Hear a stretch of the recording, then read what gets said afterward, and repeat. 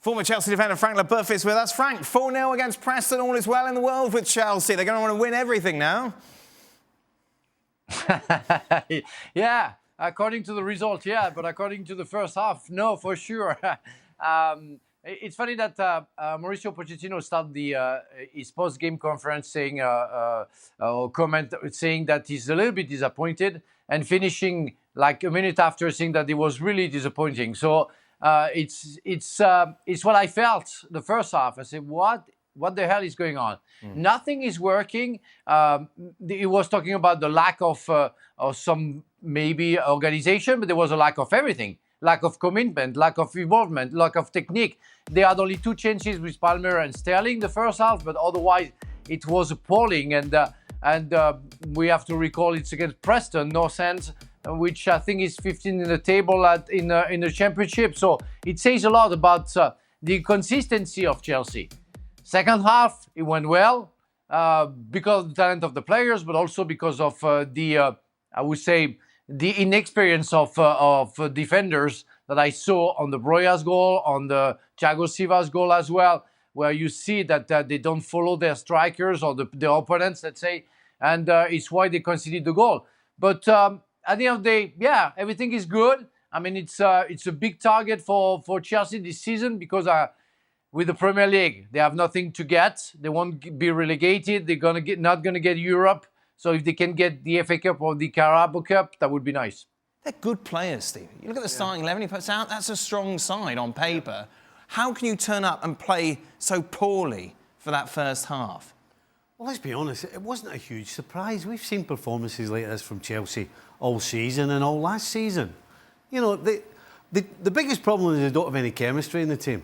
You know, you watch City and you watch Liverpool at their best, it's all 1 and 2 touch. You never see that with Chelsea. Everybody's having 3 and 4 touches and then stopping and looking up to see what's happening. It's not fluid.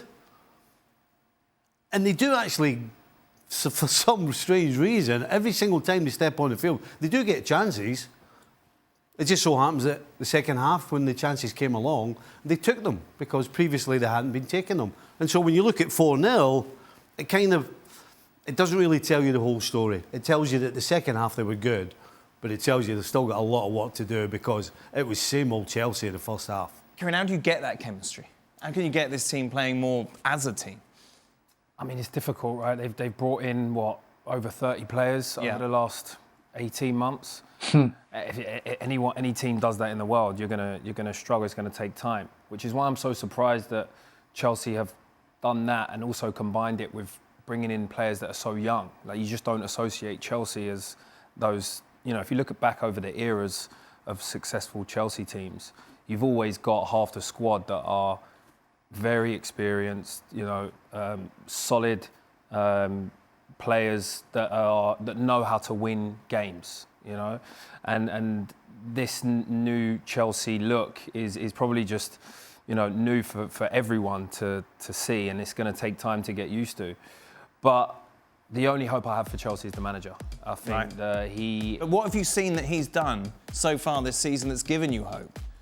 Well, I mean, I think the thing what he needs to do, when they go into the transfer window next, is actually just bring in 2 or 3 really experienced players that have been there and done it, and then he can lean on. If he's such a great coach, why can't he get the best out of these players? He's just got so many. He's just got so many to deal with. Bringing in more isn't going to help. No, but older players and more experienced players. I think that if he can get 2 or 3 in that can help and spread the load, he can't do it all himself, and he's got so many similar You can lead players. the horse to water. Is that the correct saying, Daniel? Well, yes. You can't make it drink it. But surely a coach's job is to show you how to drink it. Well, exactly, but some players will nod their head when you tell them something and you think they've got it, and then as soon as the game starts, it disappears. And generally that's what happens with younger players. And guess what? Chelsea's got a squad full of young players. Right.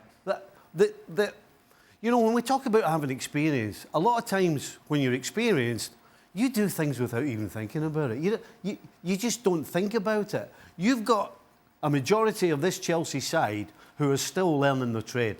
Yeah. They're still learning the trade, basically. But unfortunately for them, the expectation is way above where they are right now. No Nico Jackson, of course, he's off for the African Cup of Nations. Is Breuer the answer, Frank?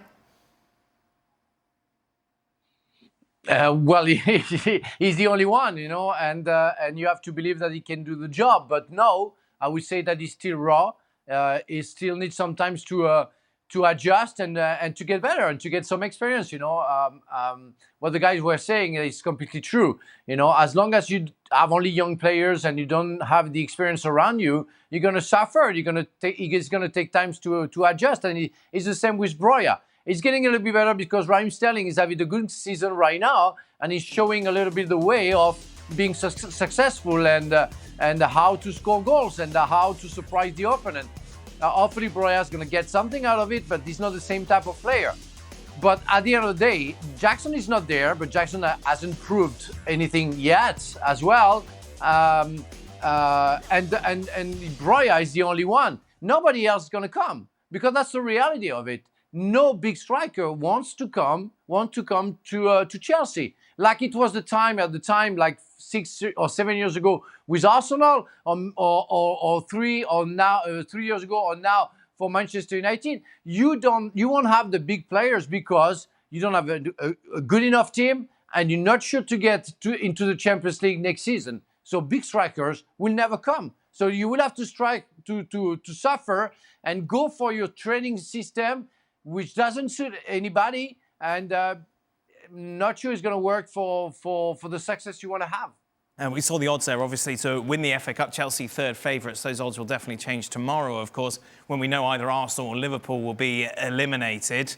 Have they got a fighter's chance in this, Stevie? Oh, they've got a fighter's chance. You wouldn't trust them, though, would you? No. That's why I'm surprised that they're third. I mean, the truth of the matter is, this side's not any further forward than it was at the start of the season. We're in the second part of the season. Half the season's gone, and there really isn't an awful lot of difference. Maybe the one difference is Cole Palmer. You know, people are talking about Sterling doing this and that, but Cole Palmer, for me, really is the one bright spark for Chelsea that I think could maybe take them somewhere. Maybe take them to close to the final of the FA Cup, because right now they look like a cup team. They look a team that has talent, and when you've got talent, you can win one-off games. Right. As far as the league's concerned, they've got no chance of getting anywhere close to Europe, in my opinion. But it's a cup competition, and with the names on the back of the jerseys and the talent they have, it's possible, but they shouldn't be third favourite.